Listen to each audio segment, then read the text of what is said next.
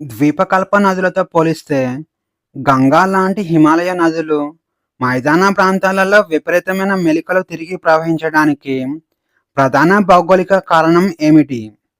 ఏ. నదిలో నీటి పరిమాణం అస్థిరంగా ఉండటం. బి. కఠినమైన శిలలు అడ్డంకిగా ఉండటం. సి. భూభాగపు వాలు అతి తక్కువగా ఉండటం మరియు నది మోసుకొచ్చే అధిక ఒండ్రుమట్టి. డి. కొరియాలిస్ ప్రభావం. ఆన్సర్ వచ్చేసి ఆప్షన్ సి. భూభాగపు వాలు అతి తక్కువగా ఉండటం మరియు నది మోసుకువచ్చే అధిక ఒండ్రుమట్టి.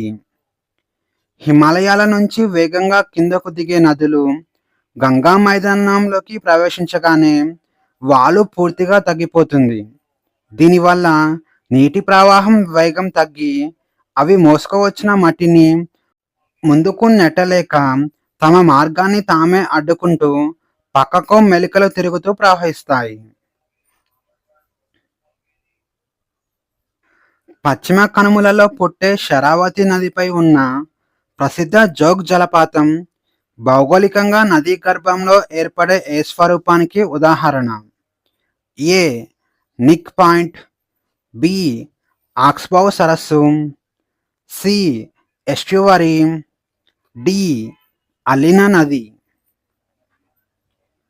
ఆన్సర్ వచ్చేసి ఆప్షన్ ఏ. Nick point. భూమి టెక్టోనిక్ కదలికల వల్ల పైకి లేచినప్పుడు లేదా సముద్ర మట్టం పడిపోయినప్పుడు నది తన ప్రవాహ మార్గాన్ని అకస్మాత్తుగా మార్చుకొని నిలువుగా కోయడం ప్రారంభిస్తుంది. పాత లోయకు మరియు కొత్త లోయకు మధ్య ఏర్పడే ఈ అకస్మాత్ వాలునే నిక్ పాయింట్ అంటారు. ఇక జోగ్ జలపాతం దీనికి అద్భుతమైన ఉదాహరణగా చెప్పుకోవచ్చు. చారిత్రక ఆధారాల ప్రకారం 1787 సంవత్సరంలో వచ్చిన భారీ వరదలు మరియు టెక్టోనిక్ మార్పుల వల్ల తన ప్రవాహ మార్గాన్ని గంగా నది వ్యవస్థ నుంచి బ్రహ్మపుత్ర నదికి మార్చుకున్న ఉపనది ఏది? ఏ. సుబాన్సిరి. బి. కోసి. సి. గండక్. డి. తీస్తా. ఆన్సర్ వచ్చేసి ఆప్షన్ డి. తీస్తా. సిక్కింలో పుట్టిన తీస్తా నది 1787 సంవత్సరానికి ముందు దక్షిణంగా ప్రవహించి నేరుగా పద్మా నదిలో కలిసేది. కానీ 1787 నాటి టెక్టోనిక్ కదలికలు మరియు భారీ వరదల వల్ల అది ఆగ్నేయ దిశగా మళ్ళీ బంగ్లాదేశ్లో జమునా నదిలో కలవడం ప్రారంభించింది. ఇది నదీ మార్గ మార్పిడికి ఉదాహరణగా చెప్పుకోవచ్చు.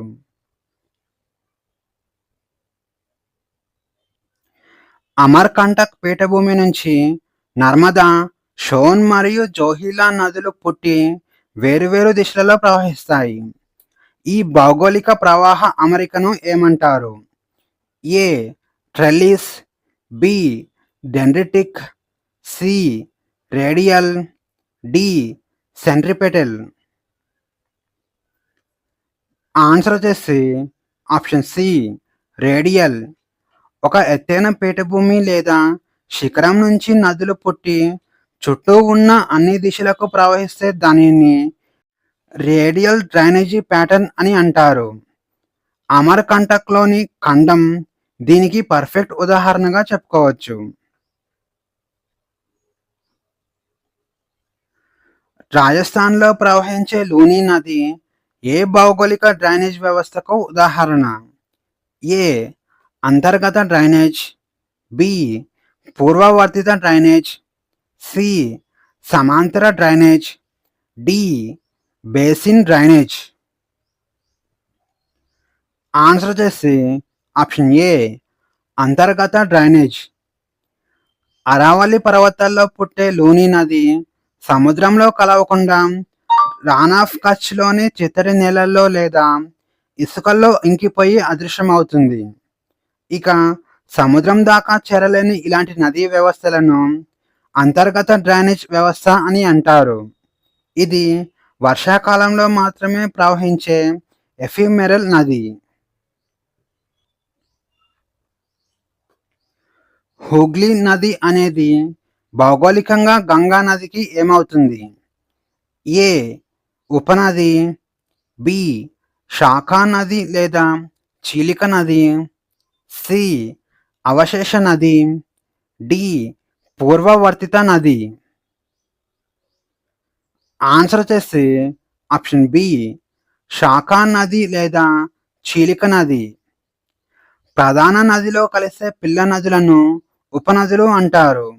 కానీ ప్రధాన నది నుంచి విడిపోయి వేరే మార్గంలో సముద్రంలో కలిసే పాయను శాఖా నది లేదా చీలిక నది అంటారు. ఇక పశ్చిమ బెంగాల్లోని ఫరక్కా వద్ద గంగా నది నుంచి విడిపోయే భాగమే హుగ్లీ నది. ఇది గంగా నదికి అతిపెద్ద చీలిక నది. గంగా, బ్రహ్మపుత్ర నదులు వి ఆకారపు లోయలను ఏర్పరచగా, గోదావరి, కృష్ణా లాంటి ద్వీపకల్ప నదులు విశాలమైన యు ఆకారపు లోయలను ఏర్పరచడానికి కారణం ఏమిటి? ఏ హిమాలయ నదులు మంచు కరగడం వల్ల పుట్టడం, బి ద్వీపకల్ప నదులు నిలుపు కోత ఆపేసి కేవలం పార్శ్వ కోత మాత్రమే చేసి వృద్ధాప్య దశలో ఉండటం, సి హిమాలయాల్లో రాళ్ళు మెత్తగా ఉండటం, డి ద్వీపకల్ప నదుల్లో వరదలు ఎక్కువగా రావడం. ఆన్సర్ వచ్చేసి ఆప్షన్ బి ద్వీపకల్ప నదులు నిలువు కోత ఆపేసి కేవలం పార్శ్వ కోత మాత్రమే చేసే వృద్ధాప్య దశలో ఉండటం. హిమాలయ నదులు ఇంకా యవ్వన దశలో ఉండి భూమిని నిలువుగా కోస్తూ లోతైన వి ఆకారపు లోయలు లేదా గార్జెస్ను ఏర్పరుస్తాయి. ఇక దక్కన్ పీఠభూమి పురాతనమైనది కావడంతో అక్కడి నదులు సముద్ర మట్టంకి చేరుకొని లోతును పెంచడం ఆపేసి వెడల్పును పెంచుతూ ప్రవహిస్తాయి. వ్యవసాయంలో ఉపరితల మరియు భూగర్భ జలాల సమ్మిళిత వినియోగం సిఫార్సు చేయడానికి ప్రధాన పర్యావరణ కారణం ఏమిటి? ఏ కేవలం విద్యుత్ బిల్లును ఆదా చేయడం కోసం, బి కాలువల ద్వారా వచ్చే వాటర్ లాగింగ్ మరియు నేలలు చౌడుబారే సమస్యను తగ్గించే వాటర్ టేబుల్ సమతుల్యతను కాపాడటానికి, సి గ్రౌండ్ వాటర్ బోర్డు ఆంక్షలను తప్పించుకోవడానికి, డి వర్షపు నీటిని నిల్వ చేయడానికి. ఆన్సర్ వచ్చేసి ఆప్షన్ బి కాలువల ద్వారా వచ్చే వాటర్ లాగింగ్ మరియు నేలలు చౌడుబారే సమస్యను తగ్గించి వాటర్ టేబుల్ సమతుల్యతను కాపాడటానికి. ఒకే ప్రాంతంలో కేవలం కాలువల ద్వారానే నీరు పెడితే భూమిలో నీరు నిలిచిపోయి నేలలు ఆల్కలైన్గా మారుతాయి. అలాగని కేవలం బోర్ల మీదనే ఆధారపడితే భూగర్భ జలాలు పూర్తిగా అడుగంటిపోతాయి. అందుకే కాలువ నీరు మరియు బోర్ల నీరు రెండింటిని కలిపి వాడటం వల్ల పర్యావరణ సమతుల్యత దెబ్బతినదు. సెంట్రల్ గ్రౌండ్ వాటర్ బోర్డు ఒక బ్లాక్ను క్రిటికల్ అని ఎప్పుడు వర్గీకరిస్తుంది? ఏ గ్రౌండ్ వాటర్ ఎక్స్ట్రాక్షన్ 100% దాటినప్పుడు, బి భూగర్భ జలాల వినియోగం 90% నుంచి 100% మధ్య ఉండి ప్రతి సంవత్సరం నీటి మట్టం తగ్గుతున్నప్పుడు, సి వర్షపాతం 50 సెంటీమీటర్ల కంటే తక్కువగా ఉన్నప్పుడు, డి భూగర్భ జలాల్లో ఫ్లోరైడ్ స్థాయిలో పెరిగినప్పుడు. ఆన్సర్ వచ్చేసి ఆప్షన్ బి భూగర్భ జలాల వినియోగం 90% నుంచి 100% మధ్య ఉండి ప్రతి సంవత్సరం నీటి మట్టం తగ్గుతున్నప్పుడు. గ్రౌండ్ వాటర్ డెవలప్మెంట్లో భూమిలోకి వెళ్ళే నీటిని మనం వాడే నీటికి నిష్పత్తిని తీస్తారు. వాడకం 90% నుంచి 100% మధ్య ఉంటే ఆ ప్రాంతాన్ని క్రిటికల్ అని అంటారు. వాడకం 100% దాటితే దానిని ఓవర్ ఎక్స్‌ప్లాయిటెడ్ అని అంటారు.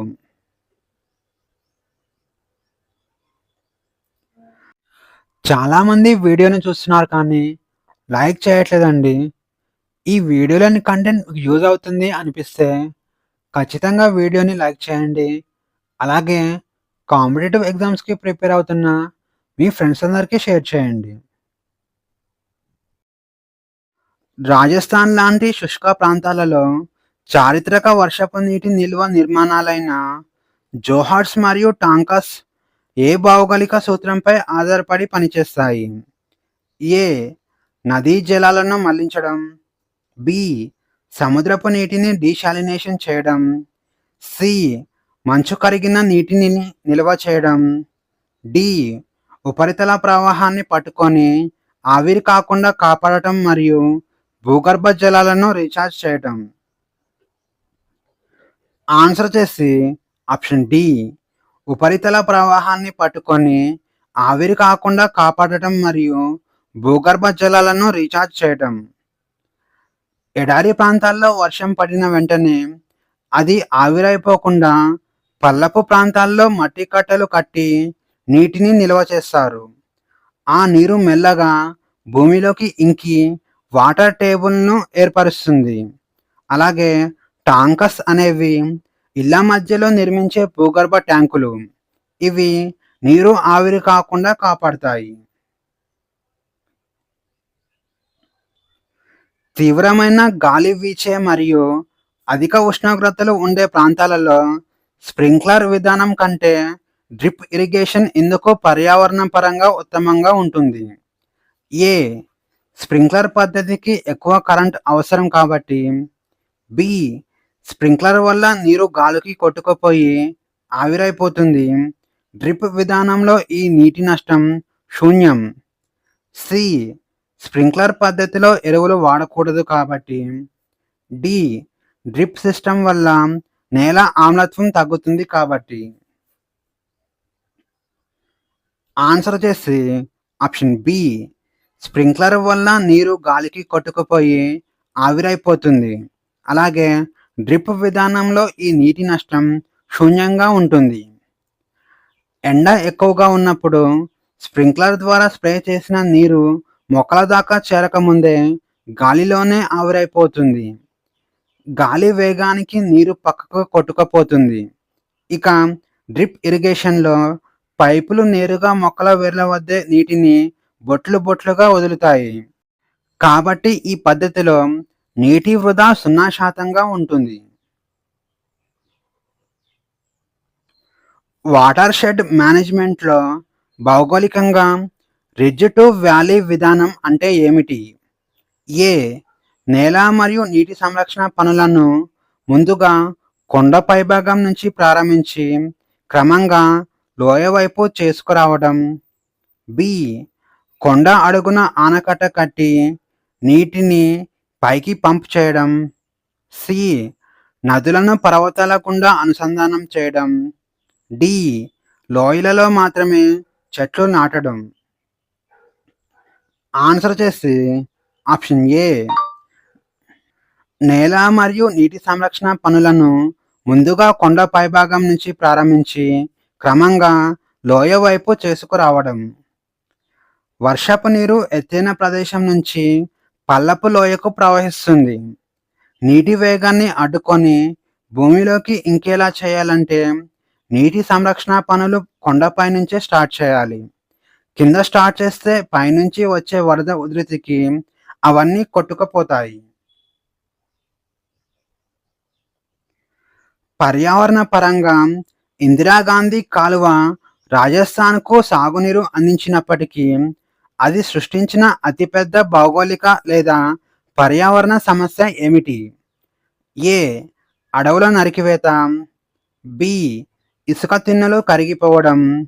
సి. ఇంటెన్సివ్ కెనాల్ ఇరిగేషన్ వల్ల నీరు నిలిచిపోయి నేలలు చౌడుబారడం. డి. వన్యప్రాణుల ఆవాసాలు పూర్తిగా ధ్వంసం కావడం. ఆన్సర్ వచ్చేసి option C. Intensive canal irrigation వల్ల నీరు నిలిచిపోయి నేలలో చౌడుబారడం. ఎడారి ప్రాంతాల్లో భూమి అడుగున కఠినమైన కాల్షియం ప్యాన్ ఉంటుంది. కాలువల ద్వారా విపరీతంగా నీరు పెట్టినప్పుడు ఆ నీరు అడుగుకు వెళ్ళలేక పైకి తన్నుకొచ్చే వాటర్ లాగింగ్కు దారితీస్తుంది. ఇక ఎండలకు ఆ నీరు ఆవిరైపోయి ఉప్పు భూమిపై పేరుకుపోయి నేలలు వ్యవసాయానికి పనికి రాకుండా పోతాయి. భారతదేశంలో భూగర్భ జలాల ప్రవాహాన్ని అడ్డుకొని మట్టిలో తేమను పెంచడానికి ప్రవాహాలకు అడ్డంగా నిర్మించే కట్టడాలను ఏమంటారు? ఏ బ్యారేజీలు, బి సబ్ సర్ఫేస్ డ్యామ్స్ లేదా check dams, C aquifers, D weirs.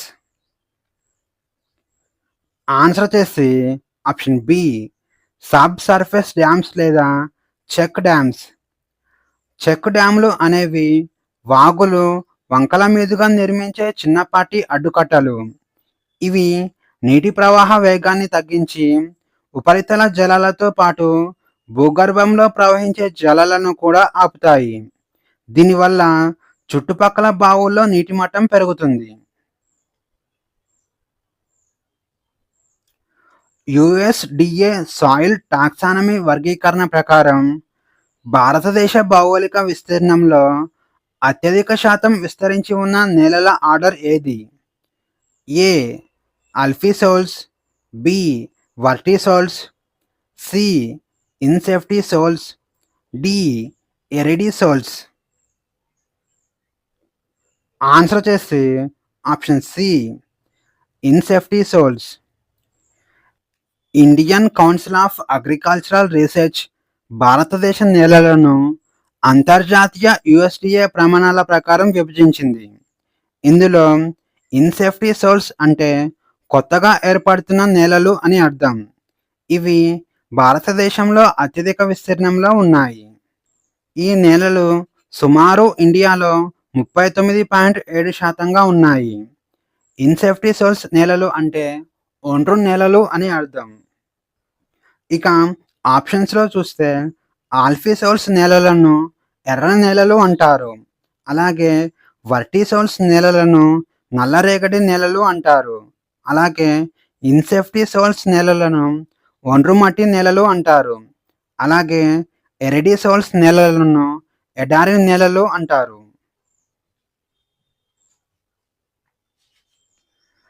పశ్చిమ కనుమలు లాంటి అధిక ఉష్ణోగ్రత, అధిక వర్షపాతం ఉన్న ప్రాంతాలలో జరిగే లాటరైజేషన్ ప్రక్రియలో నేల పైభాగంలో ఉండిపోయే ప్రధాన మూలకాలు ఏవి? ఏ ఇనుము మరియు అల్యూమినియం ఆక్సైడ్లు, బి సిలికా మరియు కాల్షియం, సి నత్రజని మరియు పొటాషియం, డి హ్యూమస్ మరియు కార్బన్. ఆన్సర్ వచ్చేసి ఆప్షన్ ఏ ఇనుము మరియు అల్యూమినియం ఆక్సైడ్లు. వర్షం ఎక్కువగా కురిసినప్పుడు నేలలోని కరిగే ఖనిజాలైన సిలికా లీచింగ్ ద్వారా కిందకు వెళ్ళిపోతాయి. కానీ కరగని ఇనుము, అల్యూమినియం ఆక్సైడ్లు నేల పై పొరల్లోనే మిగిలిపోతాయి. ఈ ప్రక్రియ వల్ల ఏర్పడే వాటిని లాటరైట్ నేలలు అంటారు. ఇనుము వల్ల వీటికి ఎరుపు రంగు వస్తుంది. శివాలిక్ పర్వతాల పాదాల వద్ద గులకరాలతో కూడిన బాబర్ ప్రాంతంలో అదృశ్యమైన నదీ ప్రవాహాలు తిరిగి ఉపరితలంపైకి వచ్చే చిత్తడి నేలల ప్రాంతాన్ని ఏమంటారు? A khadar, B bangar, C Terai, D chos. Answer వచ్చేసి ఆప్షన్ సి టెరాయ్. పర్వతాల నుంచి కిందకు దిగే నదులు తమ వెంట తెచ్చిన పెద్ద పెద్ద బండరాళ్ళు, గులకరాలను పర్వతాల పాదాల వద్దనే వదిలేస్తాయి. నదీ నీరు ఈ రాళ్ళ కిందగా ప్రవహిస్తూ పైకి కనిపించదు. ఈ నీరు బాబర్ దాటగానే మళ్ళీ ఉపరితలంపైకి వచ్చి దట్టమైన అడవులు గల ఒక బురద లేదా చిత్తడి భూమిని ఏర్పరుస్తుంది. దీనినే టెరాయ్ ప్రాంతం అని అంటారు. రైతులు సాధారణంగా గమనించలేని కానీ వ్యవసాయ భూముల పై పొరల్లోని సారాన్ని నిశ్శబ్దంగా హరించే అత్యంత ప్రమాదకరమైన మట్టి కోత రకం ఏది? ఏ గల్లీ కోత, బి రీల్ కోత, సి షీట్ కోత, డి విండ్ కోత. ఆన్సర్ వచ్చేసి ఆప్షన్ సి షీట్ కోత. వర్షం కురిసినప్పుడు భూమి పై పొరంతా ఒకే సమానమైన పొరలాగా కడిగేటట్లు కొట్టుకుపోవడాన్ని షీట్ కోత అని అంటారు. ఇది కంటికి స్పష్టంగా కనిపించదు కాబట్టి రైతులు గుర్తించలేరు.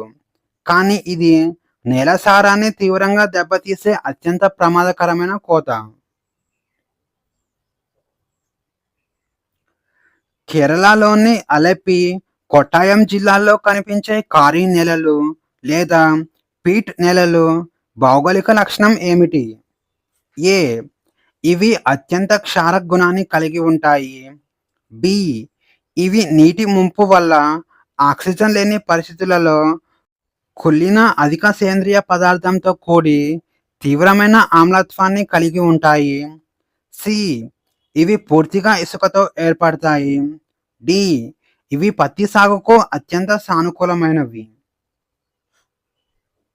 ఆన్సర్ వచ్చేసి ఆప్షన్ బి ఇవి నీటి ముంపు వల్ల ఆక్సిజన్ లేని పరిస్థితులలో కుళ్ళిన అధిక సేంద్రియ పదార్థంతో కూడి తీవ్రమైన ఆమ్లత్వాన్ని కలిగి ఉంటాయి. చిత్తడి ప్రాంతాలు లేదా బ్యాక్ వాటర్స్లో వృక్ష సంపద నీటి అడుగున మునిగిపోయి కుళ్ళిపోవడం వల్ల ఈ నేలలు ఏర్పడతాయి. వీటిలో నల్లటి సేంద్రియ పదార్థం 40-50% వరకు ఉంటుంది. ఇవి చాలా బరువుగా ఉంటాయి, అలాగే అత్యధిక ఆమ్లత్వంతో కూడి ఉంటాయి.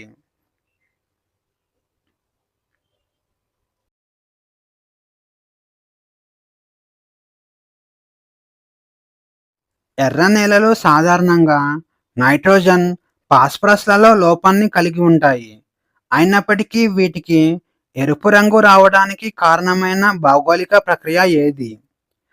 ఏ వానపాముల విసర్జితాల వల్ల, బి అగ్నిపర్వత లావా చల్లబడటం వల్ల, సి పురాతన స్ఫటికాకార మరియు రూపాంతర శిలల్లోని ఇనుము విస్తృతంగా ఆక్సీకరణం చెందడం వల్ల, డి సముద్రపు నీరు ఇంకడం వల్ల.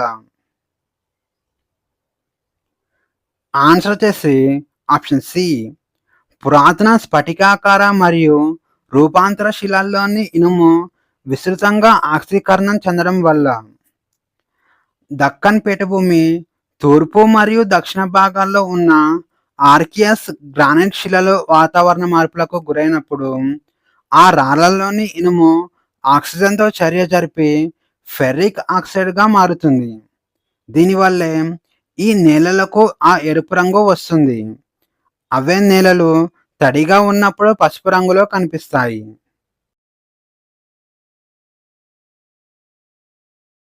హిమాలయాల భౌగోళిక నిర్మాణంలో మెయిన్ సెంట్రల్ థ్రస్ట్ అనే టెక్టోనిక్ ఫాల్ట్ లైన్ ఏ రెండు ప్రధాన పర్వత శ్రేణులను వేరు చేస్తుంది?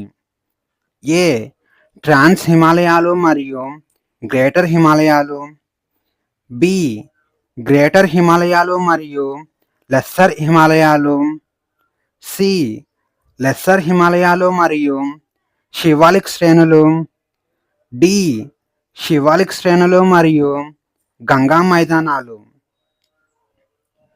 ఆన్సర్ వచ్చేసి ఆప్షన్ బి గ్రేటర్ హిమాలయాలు మరియు లెస్సర్ హిమాలయాలు.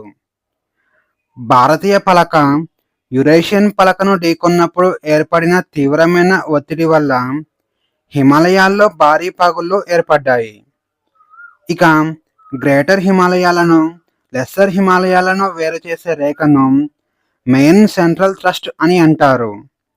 అలాగే లెస్సర్ హిమాలయాలను, శివాలిక్ను వేరు చేసే దానిని మెయిన్ బౌండరీ థ్రస్ట్ అని అంటారు. ఇవి నిరంతరం భూకంపాలకు గురయ్యే అత్యంత సున్నితమైన ప్రాంతాలు. పశ్చిమ కనుమలు భౌగోళికంగా నిజమైన ముడత పర్వతాలు కావు. మరి అవి ఎలా ఏర్పడ్డాయి? ఏ అగ్నిపర్వతం విస్ఫోటనం వల్ల పైకి లేచిన లావా వల్ల, బి నదులు భూమిని కోయడం వల్ల మిగిలిన శిలలు వల్ల, సి అరేబియా సముద్ర తీరం టెక్టోనిక్ కుంగుబాటు వల్ల ఏర్పడిన నిట్రమైన వాలు వల్ల, డి ఖండాల తాకిడి వల్ల. ఆన్సర్ చేస్తే ఆప్షన్ సి అరేబియా సముద్ర తీరం టెక్టోనిక్ కుంగుబాటు వల్ల ఏర్పడిన నిట్రమైన వాలు వల్ల. సుమారు 150 మిలియన్ సంవత్సరాల క్రితం గోండ్వానా ల్యాండ్ విడిపోతున్నప్పుడు భారతీయ పలక పశ్చిమ అంచు విరిగి అరేబియా సముద్రంలోకి కుంగిపోయింది. అలా కుంగిపోగా మిగిలిన భూభాగపు అంచుని పశ్చిమ కనుమలు అంటారు. అందుకే తూర్పున వాలుగా ఉండి పశ్చిమం వైపు నిట్రంగా ఉంటాయి. కాశ్మీర్ లోయలోని ప్రసిద్ధ కరేవా నేలలు భౌగోళికంగా ఏ కాలానుగత ప్రక్రియ ద్వారా ఏర్పడ్డాయి? ఏ నదుల వరదల వల్ల వచ్చిన ఒండ్రు మట్టి, బి గాలి ద్వారా కొట్టుకువచ్చిన ఇసుక, సి అగ్నిపర్వత బూడిద నిక్షేపాలు, డి ప్లిస్టోసిస్ కాలపు మంచు సరస్సులు ఎండిపోవడం వలన గ్లేసియో లాకాస్ట్రైన్ నిక్షేపాలు. ఆన్సర్ చేసి ఆప్షన్ డి ప్లీస్టోసిన్ కాలపు మంచు సరస్సులు ఎండిపోవడం వల్ల ఏర్పడిన గ్లేసియో లాకాస్ట్రైన్ నిక్షేపాలు.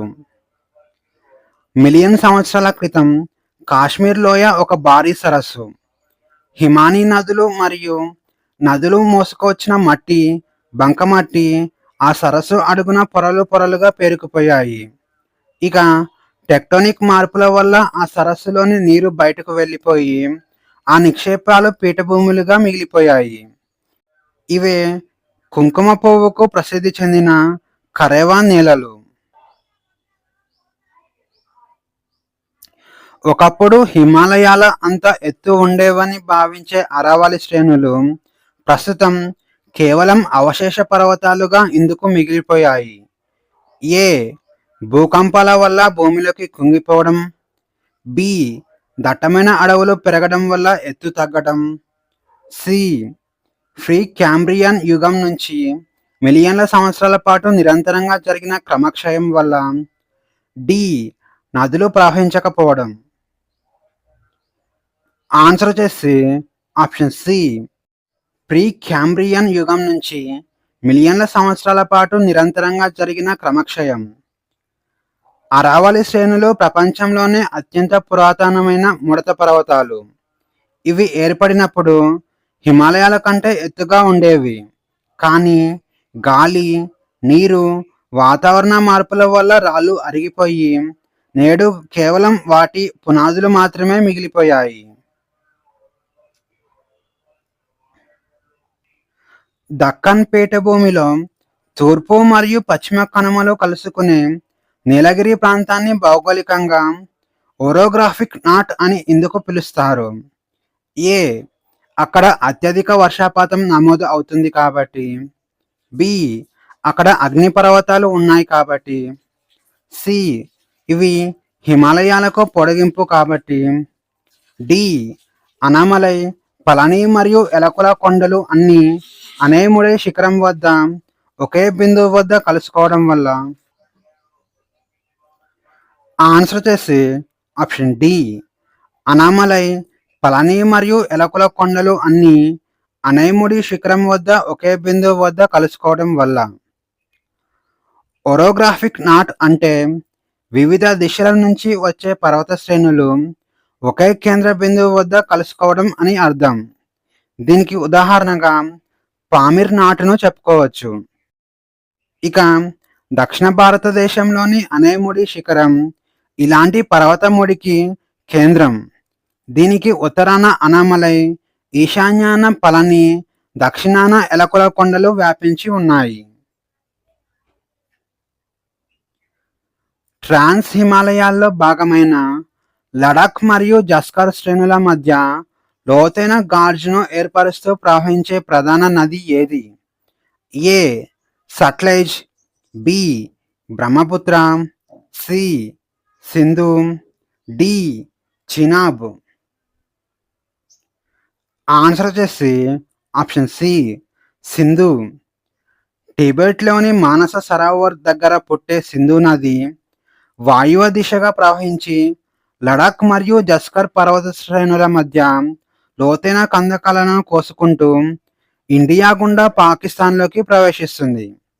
ఇది పూర్వవర్తిత నదీ ప్రవాహానికి అద్భుతమైన ఉదాహరణగా చెప్పుకోవచ్చు. తూర్పు కనుమలు ప్రధానంగా ఏ రకమైన పురాతన శిలా వ్యవస్థలతో ఏర్పడ్డాయి? ఏ బసాల్ట్ మరియు గ్రానైట్, బి చార్నోకైట్స్ మరియు కొండలైట్స్, సి ఇసుకరాయి మరియు సున్నపురాయి, డి లాటరైట్ శిలలు. ఆన్సర్ వచ్చేసి ఆప్షన్ బి చార్నోకైట్స్ మరియు కొండోలైట్స్. పశ్చిమ కనుమలు ప్రధానంగా దక్కన్ ట్రాప్స్కు చెందిన బసాల్ట్ శిలలతో ఏర్పడగా, తూర్పు కనుమలు అత్యంత పురాతనమైన రూపాంతర శిలలైన చార్నోకైట్స్ మరియు కొండోలైట్స్తో కూడి ఉంటాయి. ఇవి ఖనిజ సంపదకు నిలయంగా ఉంటుంది.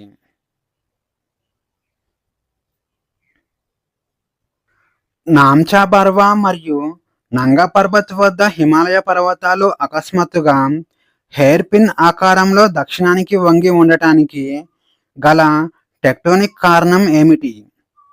ఏ భారతీయ పలక ఆసియా పలకలోకి చొచ్చుకుపోతున్నప్పుడు దాని రెండు కొనల వద్ద తీవ్రమైన ఒత్తిడికి గురి కావడం వల్ల, బి అక్కడ కఠినమైన శిలలు లేకపోవడం, సి గంగా మరియు బ్రహ్మపుత్ర నదులు కొండలను కోయడం వల్ల, డి సముద్ర మట్టాలు పెరగడం వల్ల. ఆన్సర్ వచ్చేసి ఆప్షన్ ఏ భారతీయ పలక ఆసియా పలకలోకి చొచ్చుకుపోతున్నప్పుడు దాని రెండు కొనల వద్ద తీవ్రమైన ఒత్తిడికి గురి కావడం వల్ల. ఒక దృఢమైన పలక మరో పలకను బలంగా నెడుతున్నప్పుడు మధ్య భాగం కంటే చివరన ఒత్తిడి ఎక్కువగా ఉంటుంది. ఈ టెక్టోనిక్ ఒత్తిడి వల్లనే హిమాలయాలు తమ రెండు చివరల వద్ద అకస్మాత్తుగా దక్షిణ దిశకి వంగి సింటాక్సియల్ బెండ్స్ను ఏర్పరిచాయి. ఇవి హెయిర్ పిన్ ఆకారంలో ఉంటాయి. వింధ్య మరియు సాత్పురా శ్రేణుల నిర్మాణానికి సంబంధించి కింది వాటిలో సరైన భౌగోళిక వర్గీకరణ ఏది? ఏ రెండు ముడత పర్వతాలు, బి ఇవి నర్మదా నదికి ఇరువైపులా ఉన్న పగలు లోయ టెక్టోనిక్స్ వల్ల ఏర్పడిన ఖండ పర్వతాలు, సి అగ్నిపర్వత విస్ఫోటనం వల్ల ఏర్పడిన డోమ్ పర్వతాలు, డి మంచు కరగడం వల్ల ఏర్పడిన మొరైన్స్. ఆన్సర్ వచ్చేసి ఆప్షన్ బి ఇవి నర్మదా నదికి ఇరువైపులా ఉన్న పగులు లోయ టెక్టోనిక్స్ వల్ల ఏర్పడిన ఖండ పర్వతాలు. భూమి లోపలి టెక్టోనిక్ శక్తుల వల్ల పై పొరల్లో పగుళ్ళు ఏర్పడి మధ్య భాగం కిందకి కుంగిపోతే దానిని గ్రాబెన్ అని అంటారు. ఇక పక్కన స్థిరంగా మిగిలిపోయిన లేదా పైకి లేచిన బ్లాకులను హాట్స్ అంటారు. నర్మదా పగులు లోయకు ఇరువైపులా ఉన్న వింధ్య సాత్పురాలు బ్లాక్ పర్వతాలకు ఉదాహరణలుగా చెప్పుకోవచ్చు. ఈశాన్య భారతదేశంలోని పూర్వాంచల్ కొండలు హిమాలయాల పొడిగింపు అయినప్పటికీ హిమాలయాల లాగా కాకుండా ప్రధానంగా వేటితో నిర్మితం అయ్యాయి? ఏ ఇగ్నియస్ శిలలు, బి కఠినమైన స్ఫటికార శిలలు, సి బలంగా అతుక్కున్న ఇసుకరాయి మరియు అవక్షేపణ శిలలు, డి పగడపు దిబ్బలు. ఆన్సర్ వచ్చేసి ఆప్షన్ సి బలంగా అతుక్కుపోయిన ఇసుకరాయి మరియు అవక్షేప శిలలు. పూర్వాంచల్ కొండలు ఇండో ఆస్ట్రేలియన్ మరియు మయన్మార్ పలకల తాకిడి వల్ల సముద్ర అడుగు భాగం నుంచి పైకి లేచినవి. ఇవి ప్రధానంగా టెథిస్ సముద్రంలో పేరుకుపోయిన మట్టి, ఇసుకతో కూడిన అవక్షేపణ శిలలు. అందుకే ఈ కొండలో తరచుగా కొండ చర్యలు విరిగిపడటం జరుగుతుంది.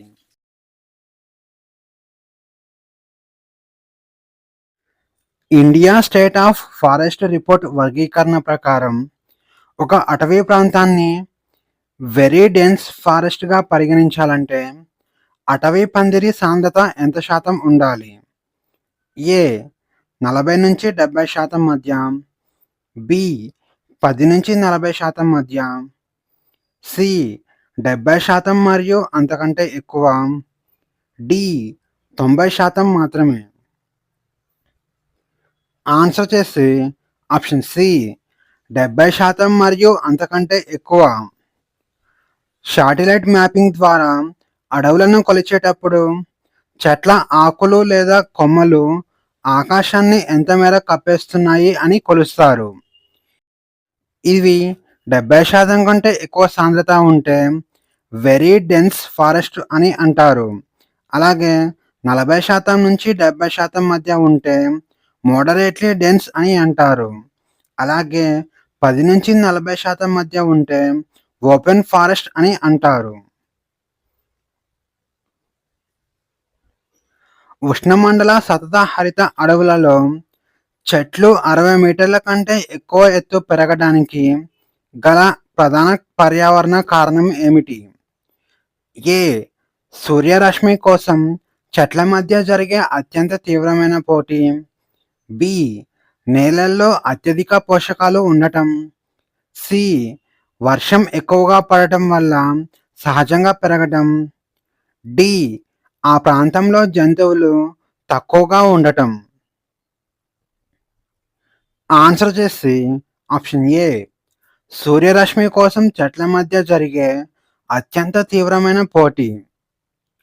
సతతహరిత అడవుల్లో అత్యధిక వర్షపాతం, ఉష్ణోగ్రత వల్ల మొక్కల సాంద్రత విపరీతంగా ఉంటుంది. కిందకు సూర్యరశ్మి చేరనంత దట్టమైన కానోపీ ఏర్పడుతుంది.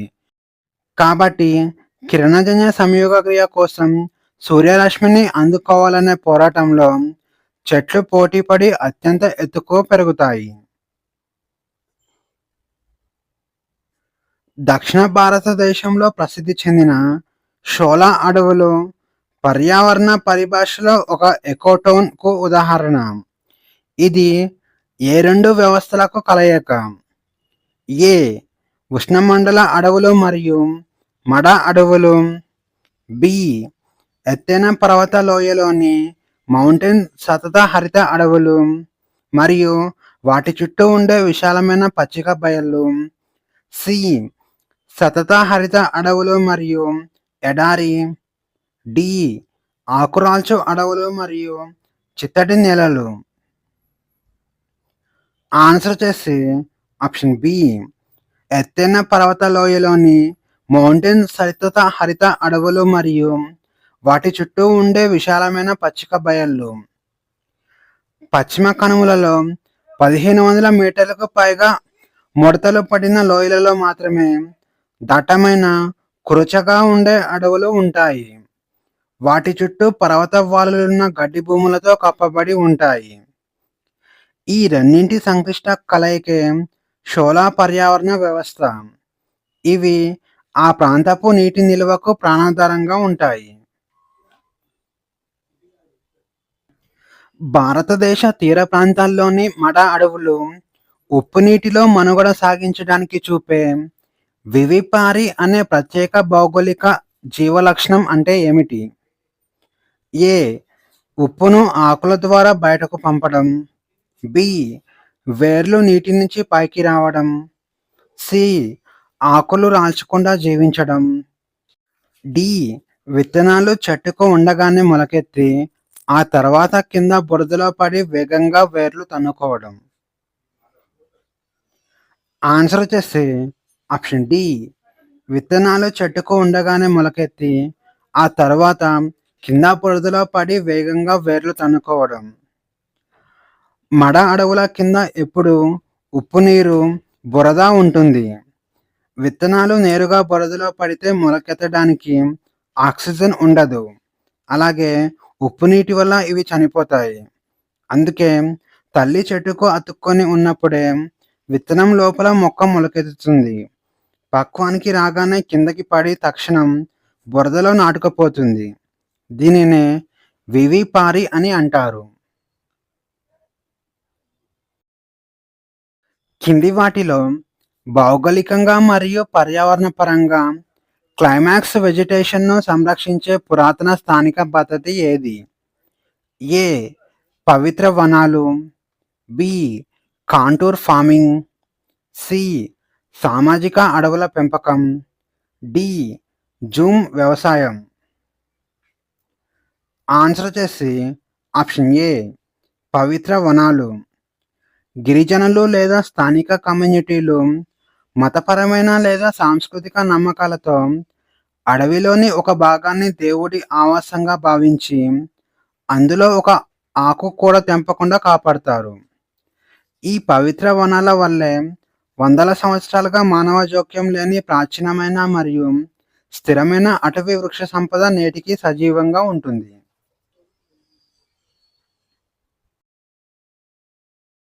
భారతదేశంలో అత్యధిక విస్తీర్ణంలో వ్యాపించి ఉన్న ఉష్ణమండల తేమ ఆకురాల్చు అడవులు మరియు పొడి ఆకురాల్చు అడవులను వేరు చేసే ప్రధాన వర్షపాత పరిమితి మరియు వృక్ష జాతులు ఏవి? ఏ 200 సెంటీమీటర్లు మహోగనీ మరియు రోజ్వుడ్, బి 100 సెంటీమీటర్ల నుంచి 200 సెంటీమీటర్లు మరియు 70 సెంటీమీటర్ల నుంచి 100 సెంటీమీటర్లు, సి 50 సెంటీమీటర్ల కంటే తక్కువ కాక్టస్, డి 250 సెంటీమీటర్లకు పైన వెదురు. ఆన్సర్ వచ్చేసి ఆప్షన్ బి 100 సెంటీమీటర్ల నుంచి 200 సెంటీమీటర్లు మరియు 70 సెంటీమీటర్ల నుంచి 100 సెంటీమీటర్లు. వర్షపాతం ఆధారంగానే ఇండియాలో అడవుల వర్గీకరణ జరుగుతుంది. 100 నుంచి 200 సెంటీమీటర్ల వర్షపాతం ఉండే తేమ ఆకురాల్చు అడవుల్లో కలపకు అత్యంత డిమాండ్ ఉన్న టేకు, సాల్ లాంటి వృక్షాలు పెరుగుతాయి. వర్షపాతం 100 సెంటీమీటర్ల కంటే తగ్గితే అవి పొడి ఆకురాల్చు అడవులుగా మారి చెట్ల పరిమాణం తగ్గిపోయి గడ్డి భూములుగా ఆక్రమిస్తాయి. పశ్చిమ కనుమల దక్షిణ భాగంలో మాత్రమే కనిపించే భూగర్భ జలాల అత్యధిక ఉనికి కారణంగా ఏర్పడే అత్యంత అరుదైన మరియు అంతరించిపోతున్న మంచినీటి చిత్తడి అడవులను ఏమంటారు? ఏ మిరిస్టికా స్వాంప్స్, బి ఆల్పైన్స్ అడవులు, సి లిట్టరోల్ అడవులు, డి మ్యాంగ్రూవ్స్.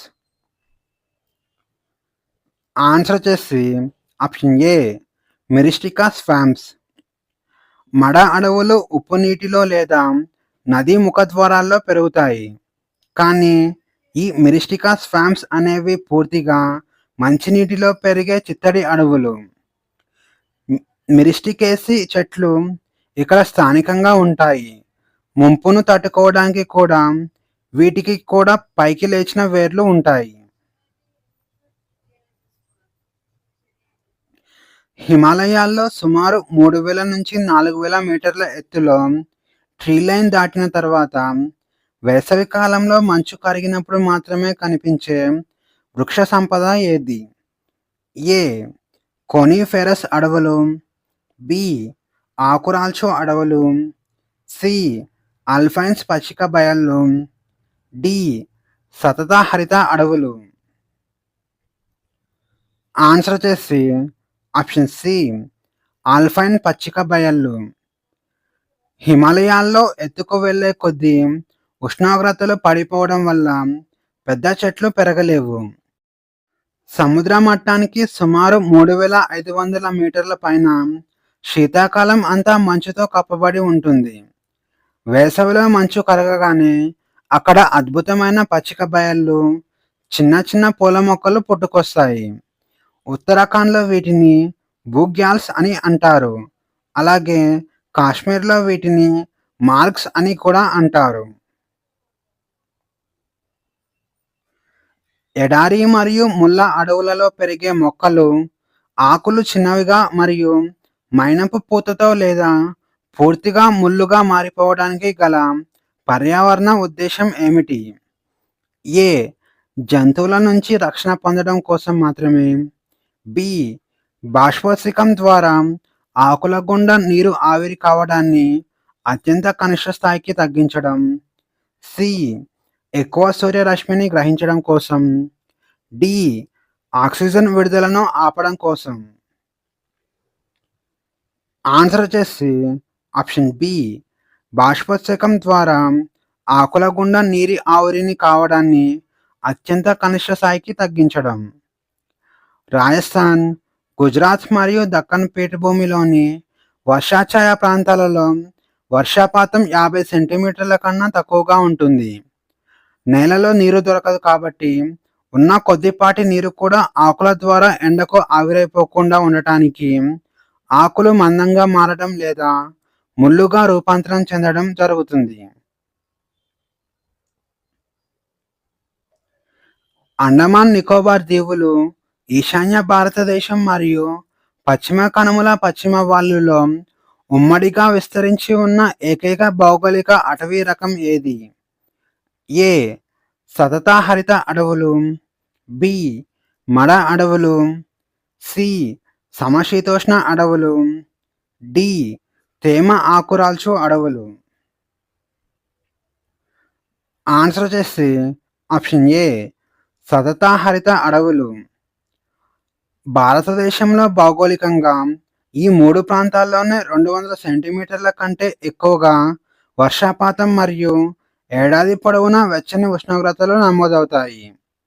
ఈ వాతావరణ పరిస్థితుల వల్ల ఈ 3 చోట్ల ఉష్ణమండల సతతహరిత అడవులు ఉమ్మడిగా కనిపిస్తాయి. డెమోగ్రాఫిక్ ట్రాన్సిషన్ సిద్ధాంతం ప్రకారం భారతదేశం ప్రస్తుతం ఏ దశలో ఉంది? ఏ. మొదటి దశ అనగా అధిక జనన మరియు అధిక మరణ రేట్లు, బి. రెండవ దశ అధిక జనన మరియు వేగంగా తగ్గుతున్న మరణ రేట్లు, సి. మూడవ దశ తగ్గుతున్న జనన రేటు మరియు అత్యల్ప మరణ రేటు, డి. నాలుగవ దశ అత్యల్ప జనన రేట్లు మరియు మరణ రేట్లు. ఆన్సర్ వచ్చేసి ఆప్షన్ సి. మూడవ దశ తగ్గుతున్న జనన రేట్లు మరియు అత్యల్ప మరణ రేట్లు. భారతదేశంలో వైద్య సదుపాయాలు పెరగడం వల్ల మరణాల రేటు ఇప్పటికే కనిష్ట స్థాయికి పడిపోయింది. ప్రస్తుతం కుటుంబ నియంత్రణ, అక్షరాస్యత పెరగడం వల్ల జననాల రేట్లు కూడా నెమ్మదిగా తగ్గుముఖం పట్టాయి. ఈ దశను మూడవ దశ అని అంటారు. ఆ పెరుగుదల రేటు తగ్గుతుంది. భారతదేశ జనాభా పిరమిడ్ బేస్ క్రమంగా సన్నబడి మధ్య భాగం విస్తరిస్తుండటం భౌగోళికంగా దేనిని సూచిస్తుంది? ఏ. జననాల రేటు తగ్గడం మరియు పనిచేసే వారి వయసు జనాభా పెరగడాన్ని, బి. ఆయుర్దాయం తగ్గడాన్ని, సి. శిశు మరణాల రేటు పెరగడాన్ని, డి. వృద్ధుల జనాభా అత్యధికంగా ఉండటాన్ని. ఆన్సర్ వచ్చేసి ఆప్షన్ ఏ. జననాల రేటు తగ్గడం మరియు పనిచేసే వయసు జనాభా పెరగడం. పిరమిడ్ అడుగు భాగం 0 నుంచి 14 సంవత్సరాల వయసున్న పిల్లలను సూచిస్తుంది. ఇది సన్నబడుతుందంటే దేశంలోని జననాల రేటు తగ్గుతుందని అర్థం. ఇక మధ్య భాగం 15 నుంచి 59 సంవత్సరాల మధ్య వయసున్న వారిని సూచిస్తుంది. ఈ మధ్య భాగం ఉబ్బి ఉండటం అనేది డెమోగ్రాఫిక్ డివిడెండ్స్ పీక్ స్థాయిలో చేరుకోవడాన్ని సూచిస్తుంది.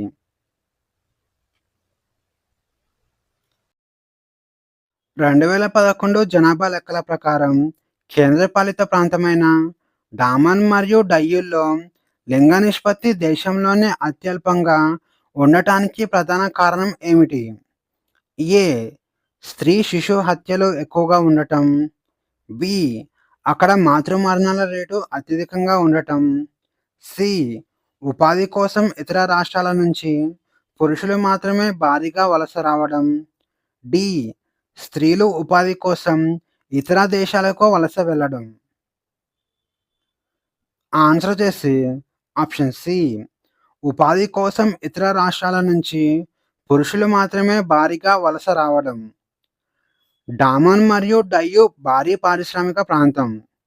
ఉత్తరప్రదేశ్, బీహార్, ఒడిషా వంటి రాష్ట్రాల నుంచి లక్షలాది మంది పురుష కార్మికులు తమ కుటుంబాలను స్వగ్రామంలోనే వదిలేసి ఒంటరిగా ఇక్కడికి పని కోసం వలస వస్తారు. దీని వలనే అక్కడ పురుషుల సంఖ్య అమాంతం పెరిగి లింగ నిష్పత్తి పడిపోతుంది. జనాభా లెక్కల ప్రకారం ఒక ప్రాంతాన్ని సెన్సస్ టౌన్‌గా గుర్తించడానికి కావలసిన ప్రధాన ఆర్థిక ప్రమాణం ఏమిటి? ఏ 75% పైగా జనాభా ఐటీ రంగంలో పనిచేయాలి. బి ఆ ప్రాంతంలో కనీసం ఒక మున్సిపాలిటీ ఉండాలి. సి కనీసం 75% మంది పురుష శ్రామికులు వ్యవసాయేతర పనుల్లో నిమగ్నమై ఉండాలి. డి తలసరి ఆదాయం జాతీయ సగటు కంటే ఎక్కువగా ఉండాలి. ఆన్సర్ వచ్చేసి ఆప్షన్ సి. కనీసం 75% మంది పురుష శ్రామికులు వ్యవసాయేతర పనుల్లో నిమగ్నమై ఉండాలి. జనాభా లెక్కల ప్రకారం ఒక గ్రామం సెన్సస్ టౌన్‌గా మారాలంటే 3 షరతులు ఉంటాయి. అవి జనాభా 5,000కు పైగా ఉండాలి. అలాగే జనసాంద్రత చదరపు కిలోమీటరుకు 400 కంటే ఎక్కువగా ఉండాలి. అలాగే 75% వర్కింగ్ పురుషులు వ్యవసాయం కాకుండా పరిశ్రమలు లేదా సేవా రంగాల్లో పనిచేయాలి. అంతర్గత వలసల డేటా ప్రకారం భారతదేశంలో అత్యధిక వలసలు ఏ ప్రవాహంలో మరియు ఎవరి వల్ల జరుగుతాయి? ఏ గ్రామీణ ప్రాంతం నుంచి పట్టణాలకు పురుషుల వల్ల. బి పట్టణాల నుంచి పట్టణాలకు పురుషుల వల్ల. సి గ్రామీణ ప్రాంతం నుంచి గ్రామీణ ప్రాంతాలకు స్త్రీల వల్ల. డి పట్టణాల నుంచి గ్రామీణ ప్రాంతాలకు స్త్రీల వల్ల. ఆన్సర్ వచ్చేసి ఆప్షన్ సి. గ్రామీణ ప్రాంతం నుంచి గ్రామీణ ప్రాంతాలకు స్త్రీల వల్ల. చాలామంది పట్టణాలకు జరిగే వలసలు ఎక్కువ అని పొరబడతారు. కానీ భారతదేశంలో 60% పైగా వలసలు వివాహం కారణంగా జరుగుతాయి. పెళ్లి తర్వాత అమ్మాయిలు ఒక గ్రామం నుంచి మరో గ్రామానికి వెళ్ళడం వలసల డేటాలో అత్యధికంగా ఉంటుంది. రీప్లేస్మెంట్ లెవెల్ ఫెర్టిలిటీ అంటే ఏమిటి? ఏ వృద్ధుల స్థానంలో యువకులు రావడం. బి ఒక తరం స్థానాన్ని మరో తరం భర్తీ చేయడానికి ఒక మహిళ తన జీవిత కాలంలో సగటున కనాల్సిన పిల్లల సంఖ్య 2.1.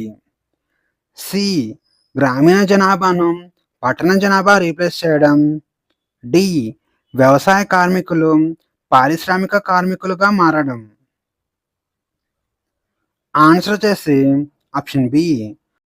ఒక తరం స్థానాన్ని మరో తరం భర్తీ చేయడానికి ఒక మహిళ తన జీవిత కాలంలో సగటున కనాల్సిన పిల్లల సంఖ్య 2.1. ఒక భార్య భర్త చనిపోయేలోపు వారి స్థానాన్ని భర్తీ చేయడానికి కనీసం 2 పిల్లలు అవసరం అయితే శిశు మరణాలు పెళ్లి కాని వారిని పరిగణలోకి తీసుకొని ఈ రేటును 2.1గా నిర్ణయించారు.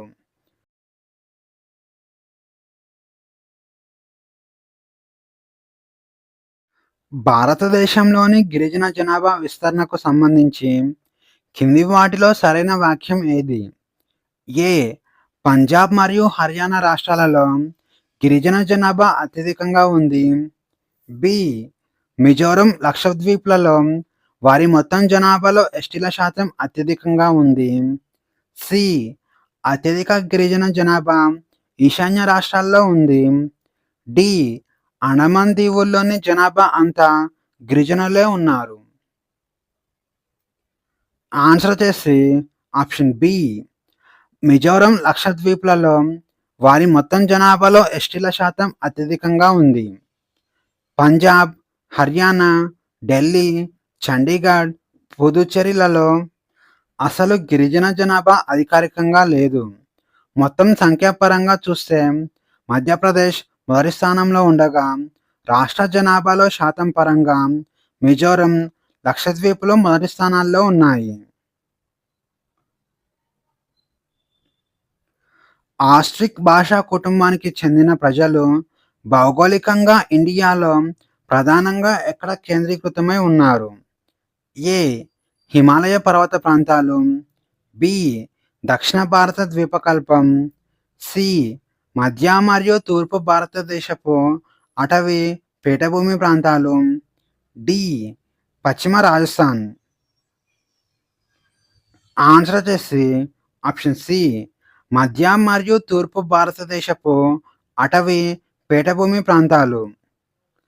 భారతదేశ భాషలను 4 కుటుంబాలుగా విభజించారు.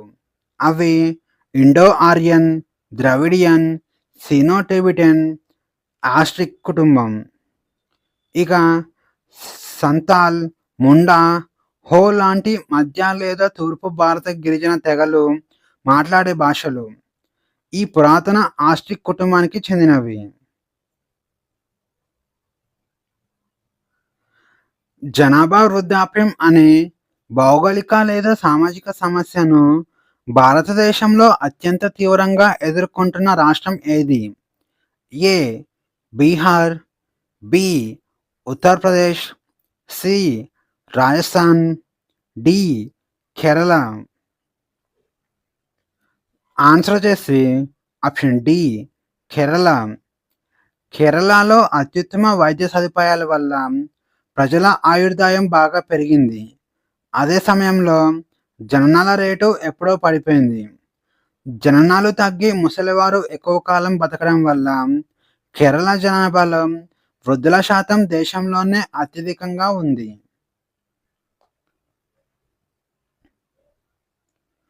భారతదేశంలో మైనారిటీ మతాల భౌగోళిక విస్తరణకు సంబంధించి బౌద్ధులు అత్యధిక సంఖ్యలో నివసిస్తున్న రాష్ట్రం ఏది? A. Bihar. B. Sikkim. C. Arunachal Pradesh. D. Maharashtra. Answer వచ్చేసి ఆప్షన్ డి. మహారాష్ట్ర. బౌద్ధ మతం బీహార్లో పుట్టినప్పటికీ నేడు భారతదేశంలోని మొత్తం బౌద్ధులలో 75% పైగా మహారాష్ట్రలోనే నివసిస్తున్నారు.